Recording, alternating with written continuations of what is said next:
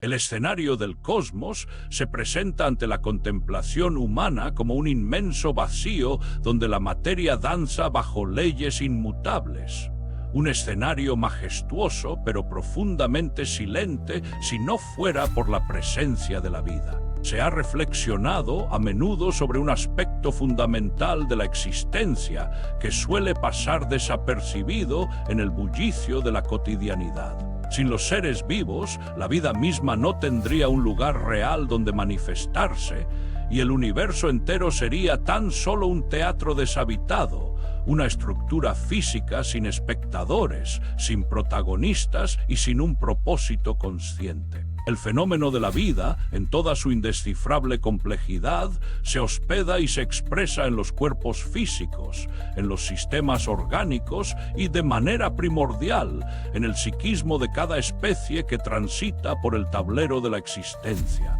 Sin embargo, existe un misterio aún más profundo y desafiante que escapa a las percepciones ordinarias. La certeza de que es en la mente de los seres vivos donde la vida efectivamente ocurre, donde adquiere significado, donde el dolor se convierte en aprendizaje y donde la belleza se transforma en trascendencia. La realidad exterior, con sus estrellas titilantes y sus abismos oscuros, no es más que un lienzo inerte hasta que una conciencia la interpreta, la sufre, la goza y la convierte en una experiencia íntima. Desde esta perspectiva surge una de las interrogantes más inquietantes del panorama existencial, una pregunta que ha desvelado a los pensadores de todas las épocas. ¿Cuántas categorías de agentes posee la vida universal y qué tipo de psiquismo ha dispuesto la naturaleza en las diversas especies cósmicas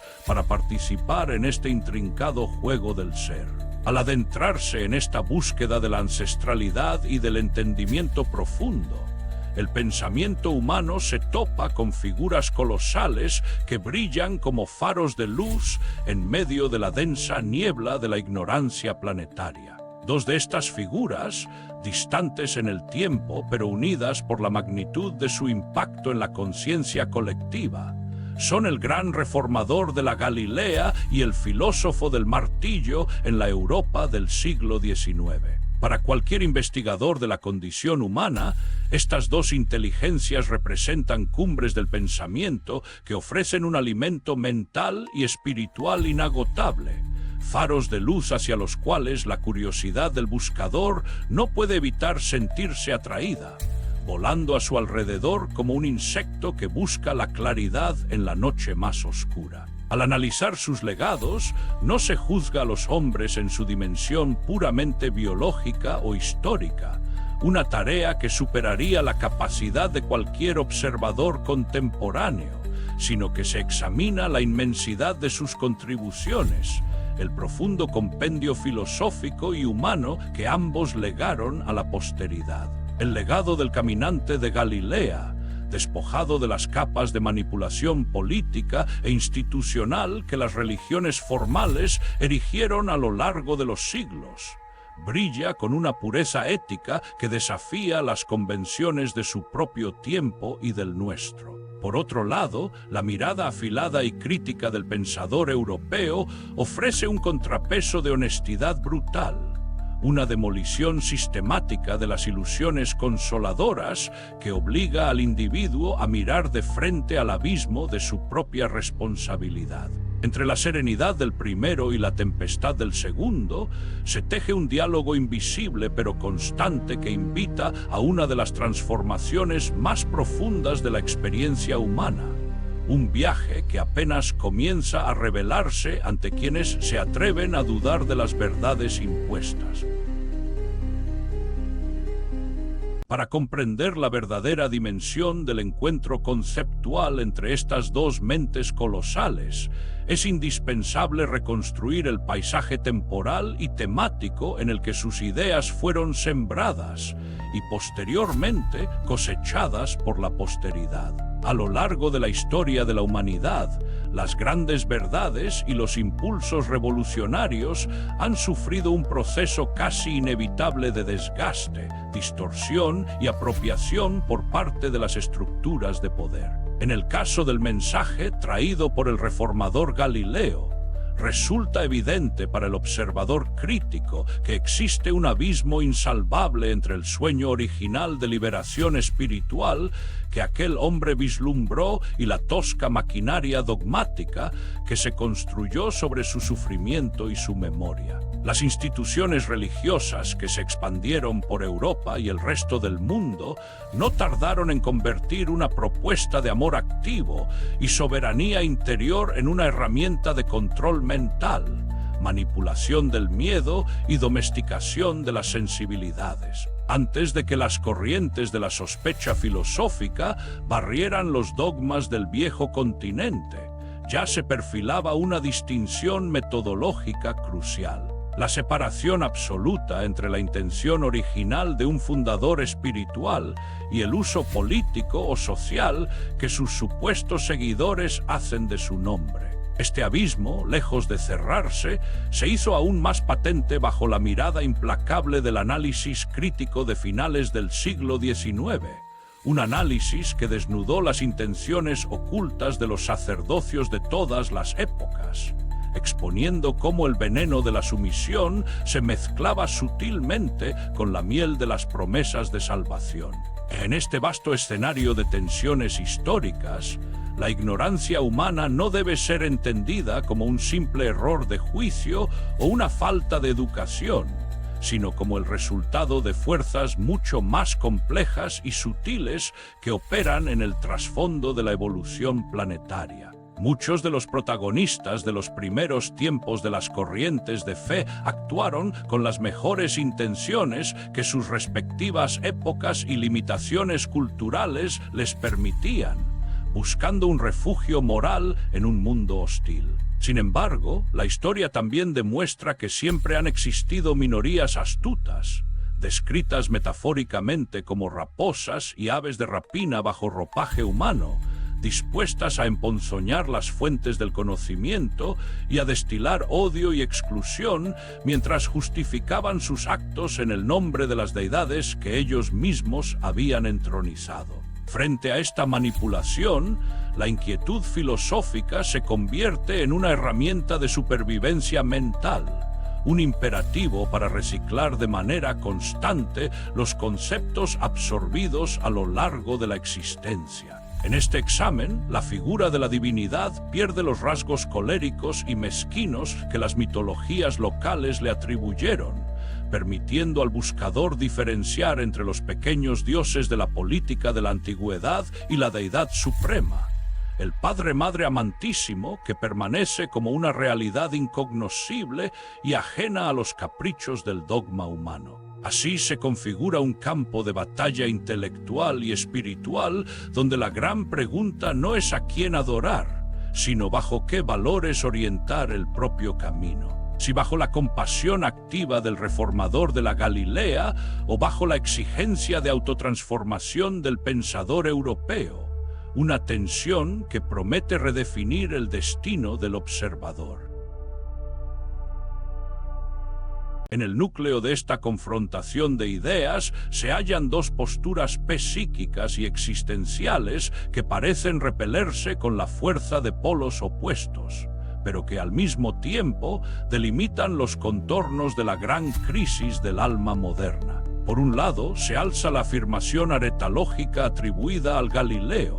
aquella sentencia que lo define como el camino, la verdad y la vida, un postulado absoluto que exige una entrega total y que establece que nadie llega a la fuente original sino a través de su mediación. Esta declaración, que ha resonado durante 2 milenios en los templos de Occidente, presenta un contraste intrigante con el perfil psicológico de humildad y servicio que ese mismo personaje mostró en los momentos más íntimos de su tránsito terrestre, sugiriendo que la posteridad pudo haber malinterpretado la naturaleza de su invitación o que sus palabras fueron moldeadas para justificar la creación de una nueva estructura jerárquica. Por otro lado, casi 1900 años después, el filósofo de la sospecha en Europa dejó una advertencia radicalmente distinta, implorando a sus lectores que no tomaran partido en su favor, argumentando que una actitud de curiosidad irónica y de resistencia intelectual ante sus escritos era una postura incomparablemente más inteligente que la devoción ciega. El pensador europeo no buscaba discípulos, sino espíritus libres capaces de dudar incluso de sus propias enseñanzas, estableciendo así un estándar de honestidad intelectual que rompía con la tradición del discipulado sumiso. Este choque de actitudes revela una tensión fundamental en el desarrollo de la conciencia.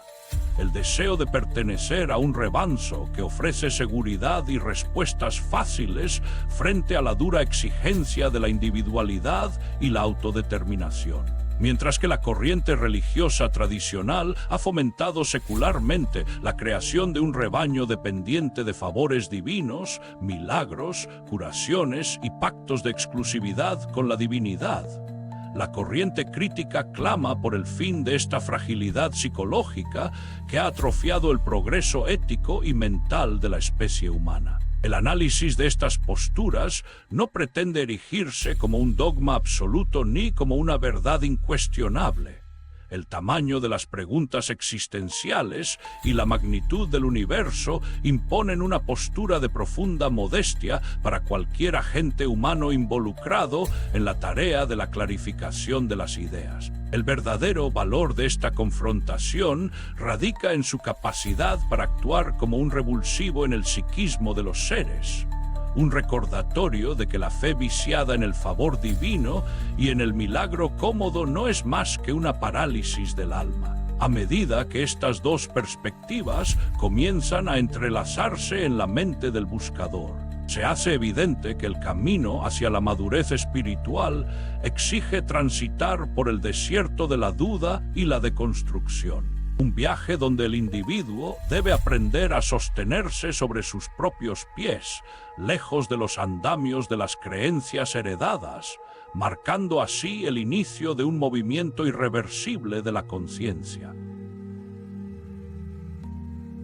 La tensión entre la fe de rebaño y la soberanía del espíritu libre no es solo un dilema moral de carácter individual, sino que constituye, en el análisis de los planos superiores de la existencia, el principal obstáculo para el desarrollo de la civilización planetaria. En los ámbitos donde el conocimiento y la espiritualidad se hallan libres de las distorsiones de la materia, la mirada sobre la humanidad revela una preocupante constatación. Los millones de individuos agrupados en los diversos dogmas religiosos, con sus promesas de salvación fácil y su dependencia emocional de las deidades coléricas del pasado, representan un alarmante estado de estancamiento evolutivo. Esta parálisis moral se alimenta de la creencia en un Dios que premia y castiga según los caprichos del culto,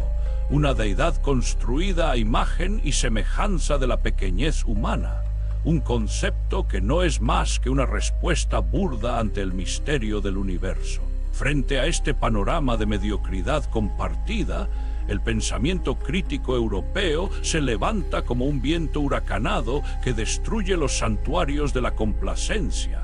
desafiando a la humanidad a despertar antes de que la entropía consuma sus posibilidades de avance. El ser humano, según esta visión, no puede seguir siendo un mero receptor pasivo de bendiciones celestiales, sino que debe transformarse en un agente activo capaz de resistir la inercia del conformismo y de asumir la responsabilidad de su propio destino en el cosmos.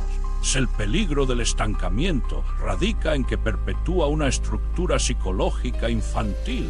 que impide al individuo percibir la verdadera naturaleza de la realidad y del dolor creador. Mientras las masas sigan buscando el consuelo del milagro físico y la garantía de una vida futura sin esfuerzo moral en el presente, la evolución colectiva permanecerá detenida, encadenada a los mismos patrones de intolerancia y fanatismo que han ensangrentado la historia planetaria. El filósofo europeo, con su estilo afilado y su pasión destructora de ídolos, colocó sobre la frente de los adoctrinados el sello de la simploriedad, una marca de pequeñez que expone la desnudez de quienes no se atreven a pensar por sí mismos. En este contexto, la propuesta del Galileo, comprendida en su verdadera dimensión revolucionaria, no buscaba la sumisión del seguidor, sino la emulación de un estado de conciencia donde el amor y la verdad se expresaran sin intermediarios eclesiásticos ni convenios de exclusividad. El choque de estas ideas eleva las apuestas de la existencia. Ya no se trata simplemente de una discusión académica sobre la fe o el ateísmo, sino de una urgente necesidad de supervivencia espiritual. Una llamada a que cada ser humano se conduzca a sí mismo hacia un puerto filosófico inacabado y en constante expansión, capaz de resistir los embates de una mediocridad cósmica que amenaza con devorar la chispa de la conciencia.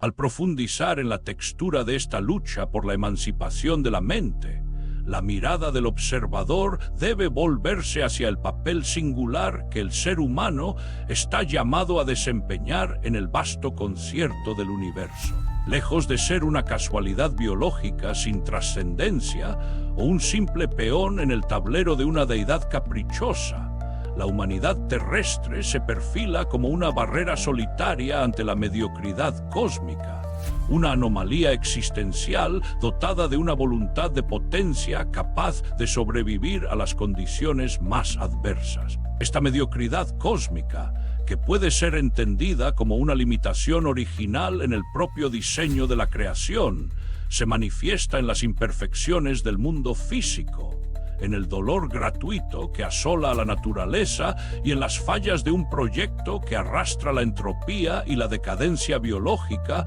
como marcas de una incompleta maestría creadora. Ante estas heridas del universo, la función del ser humano terrestre adquiere una dimensión de una trascendencia casi inconcebible. El ser humano no ha surgido simplemente para adorar o para quejarse de su suerte, sino para descifrar la realidad mediante la producción de información altamente refinada, percibiendo con su sensibilidad las imperfecciones de la creación y del creador mismo. El dolor, la enfermedad y la propia limitación física se convierten de este modo en datos de un problema de ingeniería cósmica que la mente humana tiene el deber de analizar, archivar y resolver a través de su propio avance moral y tecnológico. Este proceso de descifración no es una actividad meramente intelectual y aislada del tejido de la vida, sino que se realiza a través de una compleja red de conexiones invisibles que vinculan a todos los seres del universo. Cada patrón de avance en el campo de la comprensión, cada victoria sobre la ignorancia y cada dolor superado con dignidad moral quedan registrados en el inconsciente colectivo de la especie, actuando como unidades de información refinada que se transmiten biológica y mentalmente a toda la red de la vida universal. Esta transmisión, que la ciencia moderna comienza a vislumbrar bajo conceptos como el entrelazamiento cuántico y los campos de resonancia, implica que el esfuerzo de un solo individuo por elevar su comprensión tiene un impacto directo en la evolución de todo el sistema cósmico. El dolor físico, la fragilidad de la carne y las enconadas luchas del intelecto adquieren entonces un valor sagrado en un sentido enteramente nuevo. Ya no son castigos de un Dios ofendido, sino los materiales de construcción con los que la conciencia humana repara las grietas del universo. En esta inmensa tarea, el ejemplo del reformador Galileo y la rebeldía del filósofo europeo se encuentran en un plano de coincidencia fundamental, aportando las herramientas emocionales e intelectuales necesarias para que el ser humano deje de ser una víctima de la creación y se convierta, finalmente, en su redentor. La propuesta de que la conciencia humana funciona como un agente de sanación y descifración del universo introduce una complicación profunda en el modo en que tradicionalmente se ha concebido la evolución y la historia de las ideas. El inicio de este movimiento de resistencia frente a la mediocridad cósmica, impulsado de manera decisiva por el filósofo europeo, no puede ser comprendido únicamente como un fenómeno literario o una corriente de pensamiento del siglo XIX, sino como la instauración de un campo de resonancia mórfica que afecta directamente al inconsciente colectivo de la humanidad. De acuerdo con la teoría de las unidades de resonancia, las ideas de libertad, honestidad brutal y superación de la moral de rebaño creadas por aquel pensador han comenzado, a lo largo de las décadas, a generar marcas vibratorias en la psique planetaria, invitando a los seres más despiertos a una revalorización radical de la existencia. Sin embargo, este proceso de despertar no se produce de manera pacífica ni ordenada. Por el contrario, desata un conflicto interno en el individuo, quien se ve obligado a elegir entre la seguridad de las viejas ilusiones teológicas y la dolorosa pero liberadora claridad del espíritu que asume su propia soledad en el cosmos. Las estructuras religiosas establecidas, al percibir la amenaza de esta corriente de autonomía mental, reaccionan intensificando sus llamados a la obediencia, al milagro fácil y al temor reverencial,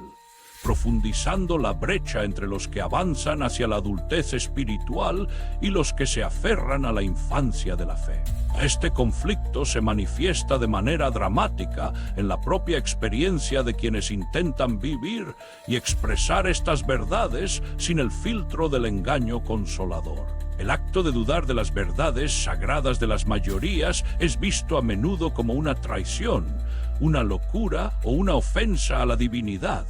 aislando al pensador en una soledad que pone a prueba la resistencia de su mente y de su cuerpo. La historia del pensamiento está llena de estos revolucionarios de la conciencia que, al negarse a comulgar con las ruedas de molino del dogma social, tuvieron que pagar un altísimo precio en incomprensión, dolor físico y aislamiento emocional. La paradoja de este proceso radica en que es precisamente en las alturas de la dificultad mental y de la debilidad física donde el espíritu humano parece encontrar sus mayores tesoros de claridad,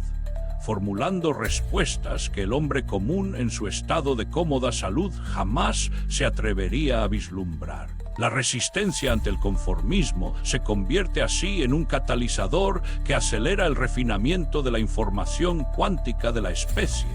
obligando al universo a mirar a través de los ojos de sus criaturas más atormentadas pero libres, preparando el terreno para una confrontación ineludible con los fundamentos mismos de la realidad creada.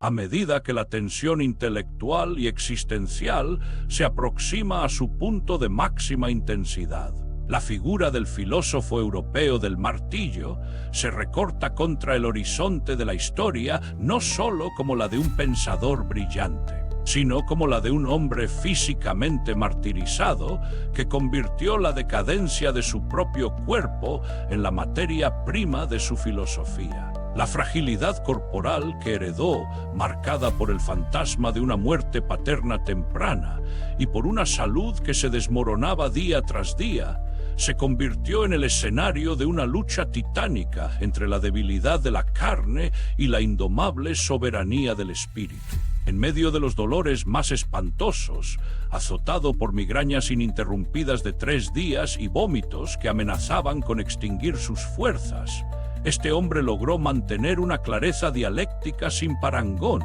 examinando con frialdad y rigor intelectual conceptos que la mayoría de las personas sanas solo se atreven a tocar de manera superficial. Esta experiencia extrema de la enfermedad y de la superación personal le permitió desarrollar un olfato incomparablemente fino para detectar los signos de la decadencia y de la salud en las culturas y en las ideas, convirtiéndose en el maestro por excelencia en el arte de invertir las perspectivas y de transvalorar todos los valores establecidos. La enfermedad no fue para él una excusa para la autocompasión,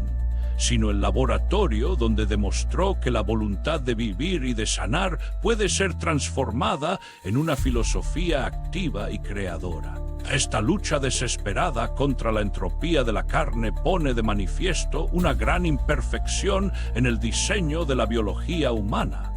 una falla de origen que somete a la conciencia al yugo del deterioro físico y del sufrimiento celular involuntario. El pensador europeo se vio obligado a tomarse a sí mismo por la mano para sanarse a través de la fuerza de sus ideas, demostrando que el ser humano posee una capacidad de resistencia que desafía las propias limitaciones de la naturaleza creada. En este esfuerzo supremo, el filósofo prescindió deliberadamente de los conceptos consoladores del más allá, de la inmortalidad del alma y de la salvación divina, considerándolos meras respuestas toscas e indelicadezas burdas inventadas por las mentes débiles para prohibir el acto de pensar. Para él, la verdadera divinidad y la verdadera grandeza no residían en la sumisión ante un ser supremo invisible, sino en la capacidad de la criatura para erguirse con dignidad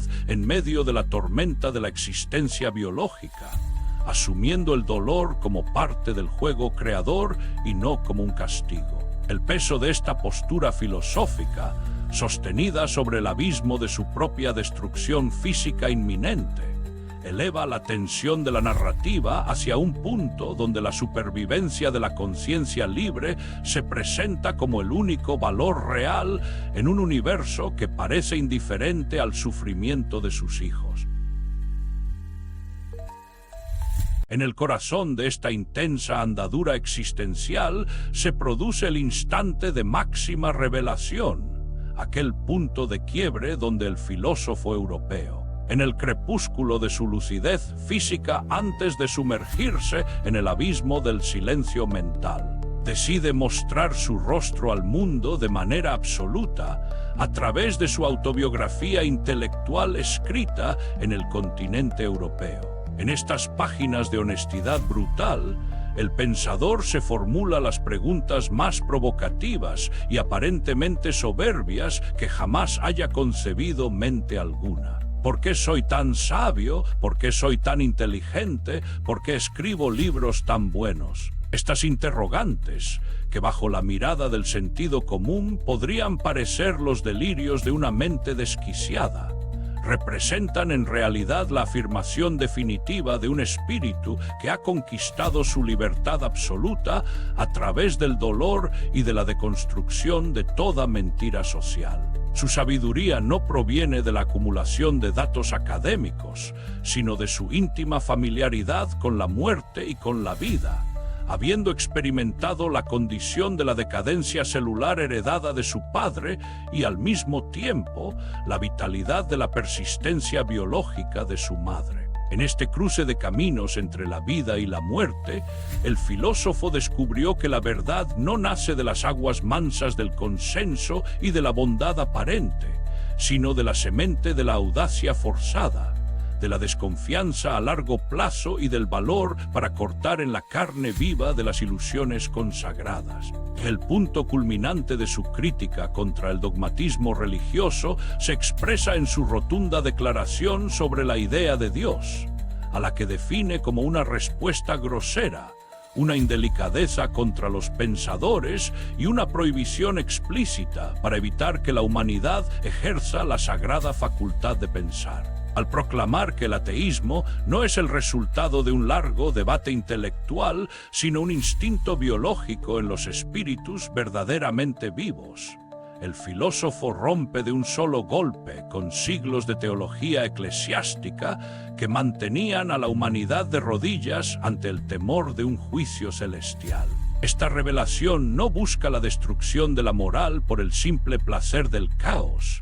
sino la liberación de una fuerza creadora reprimida, una voluntad de potencia que permita al ser humano asumir el control de su propia evolución sin esperar milagros ni favores de un cielo vacío. En este momento de suprema claridad dialéctica, el revolucionario de la conciencia se eleva por encima de los tribunales de la opinión pública de su tiempo, afirmando que sus escritos están destinados a una posteridad que aún no ha nacido, una generación de humanos superiores capaces de respirar el aire puro de las alturas de la alma, donde la tragedia misma deja de ser trágica y la verdad se muestra en toda su desnuda y magnífica crudeza. La explosión conceptual provocada por estas declaraciones audaces deja tras de sí un silencio sobrecogedor en el panorama cultural de su época, una incomprensión casi absoluta que el propio filósofo previó con una mezcla de ironía y resignación heroica. Al contemplar la reacción de sus contemporáneos en el territorio europeo, el pensador constata que el tiempo para sus verdades aún no ha llegado, que hay hombres que nacen de manera póstuma y cuyas obras necesitan décadas o tal vez siglos para encontrar mentes preparadas que puedan asimilarlas sin sufrir una indigestión intelectual. La incomprensión de los modernos no representa una objeción contra la calidad de sus escritos, sino la confirmación de la inmensa distancia que separa su conciencia de la mediocridad circundante. Entender tan solo 6 frases de su obra cumbre exige una elevación existencial que muy pocos seres de su tiempo estaban en condiciones de alcanzar. La densidad de su lenguaje artístico y conciso, libre de los clichés habituales de la literatura filosófica tradicional, actúa como un filtro natural que aparta a los curiosos de mentalidad simple y atrae únicamente a los raros espíritus capaces de colocar un problema en relación con la topografía de ciencias enteras. En este aislamiento voluntario, el filósofo de la sospecha experimenta la dolorosa certeza de que sus libros son un veneno mortal para los espíritus débiles de la masa, pero un bálsamo reconstituyente para las almas destinadas a gobernar su propio destino. Esta soledad se profundiza al contrastarse con el instinto del silencio que domina su ser,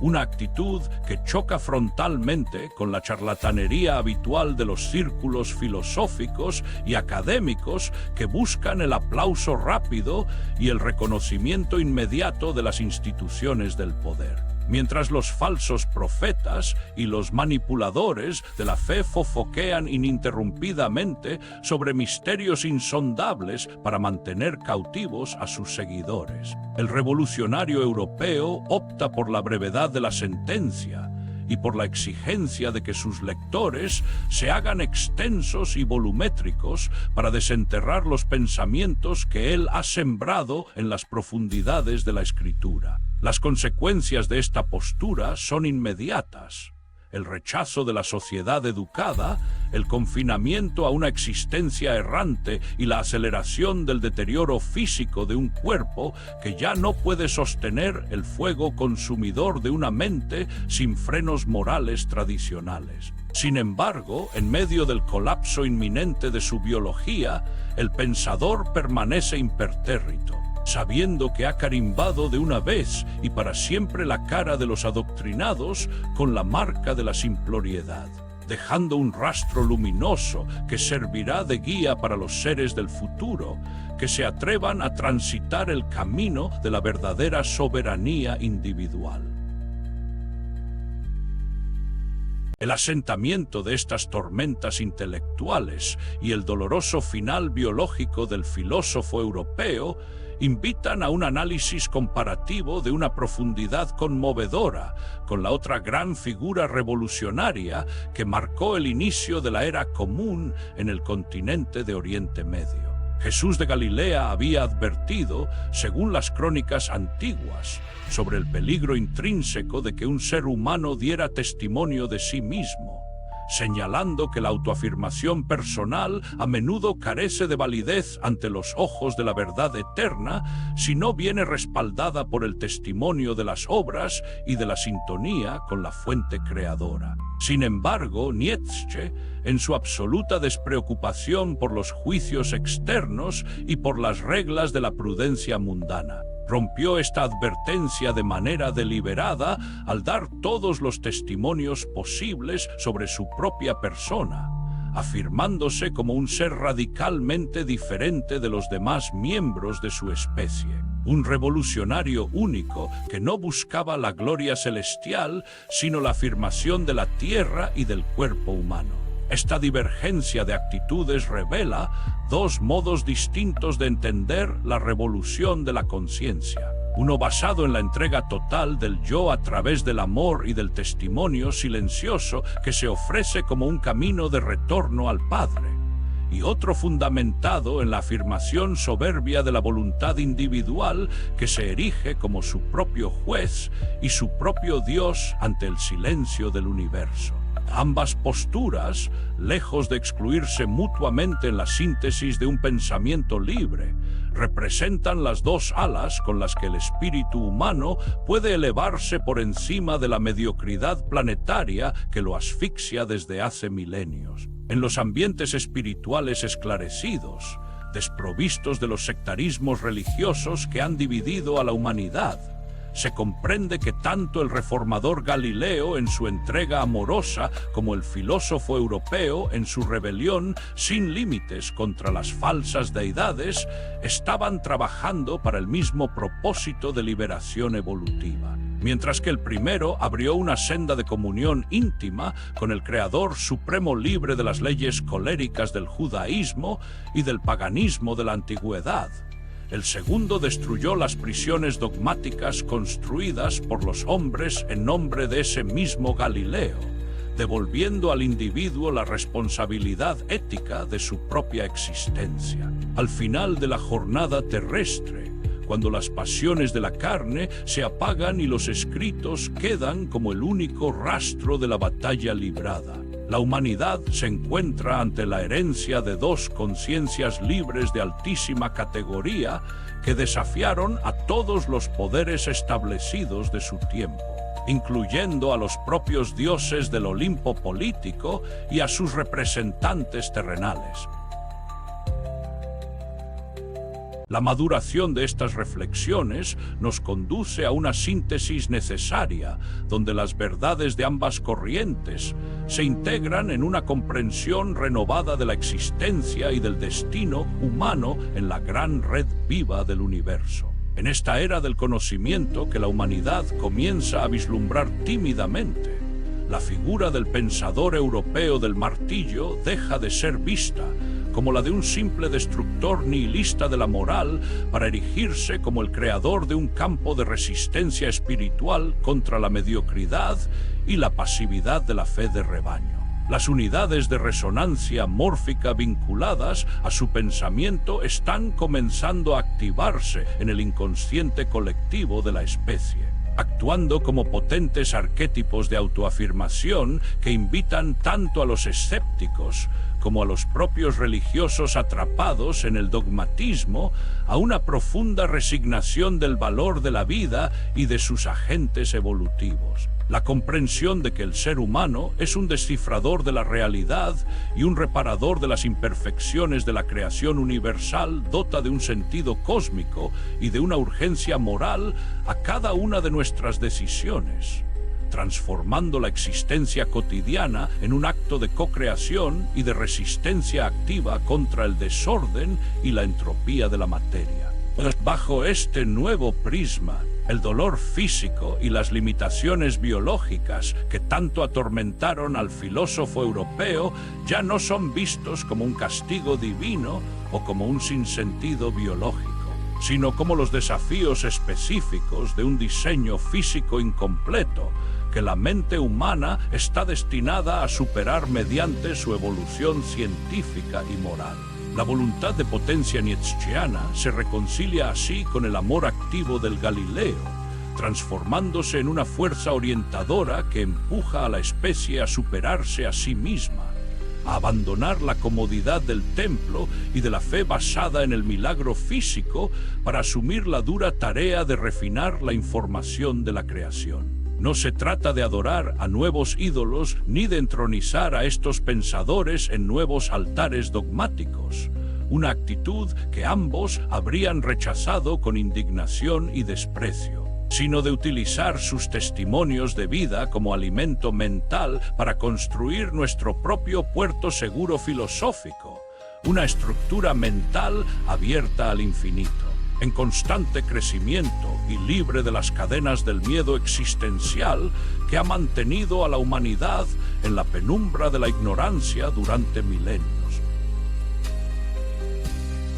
Al concluir este recorrido por los senderos entrelazados de la rebeldía intelectual y de la entrega existencial, queda en la conciencia del observador una claridad serena pero inquebrantable sobre el verdadero significado de la libertad individual frente a los abismos del dogma. La epopeya solitaria de aquel filósofo europeo que se atrevió a declararse la dinamita del pensamiento del siglo XIX se presenta no como una lección de locura, sino como una demostración suprema de la capacidad del espíritu para resistir el peso opresivo de la mediocridad compartida y del conformismo religioso de las masas. Al final de todo análisis, en ausencia de tribunales celestiales y de autoridades humanas con poder real sobre el alma, el individuo se encuentra solo ante la inmensidad de su propia conciencia, con la sagrada responsabilidad de conducirse a sí mismo hacia la plenitud de sus facultades mentales y éticas, lejos del cobijo ilusorio del rebaño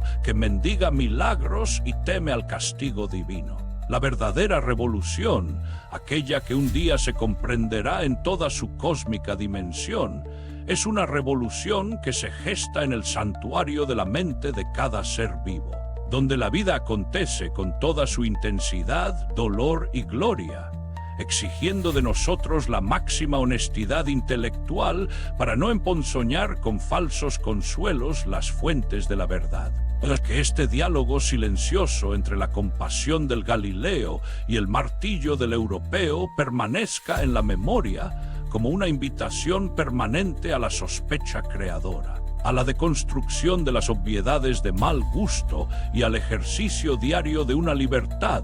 que no teme mirar de frente a las heridas de la creación para sanarlas con el refinamiento de su comprensión. La ignorancia planetaria podrá seguir cobrando su cuota de bendición cómoda en el letargo de las masas adoctrinadas, pero para los espíritus que han comenzado a vibrar en consonancia con la resistencia a la mediocridad,